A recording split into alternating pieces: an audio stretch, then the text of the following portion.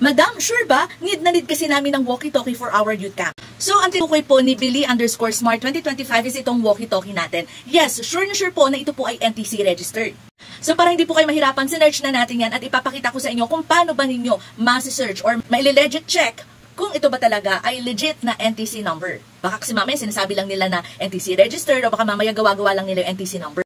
How to check NTC registration? Ayan, puntahan natin yung link na yan. So, sinearch ko po mismo itong ating Baofeng or ito po yan, kung nakikita nyo.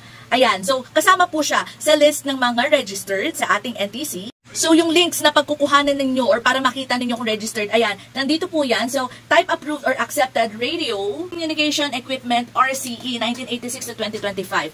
Okay, so yung link po na yan ilalagay ko sa caption at saka sa description or sa comment box para ma-search po ninyo kayo mismo.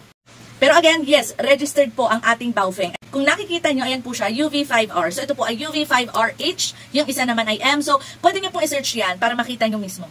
So guys, kapag kayo ay bibili ng walkie-talkie ha, kahit yan for personal use, kailangan NTC registered siya. So kung titignan nyo yan, legal use of walkie-talkies, all radio communication equipment requires a license from NTC to operate legally even for personal or emergency use. Ayan, so basahin nyo na lang.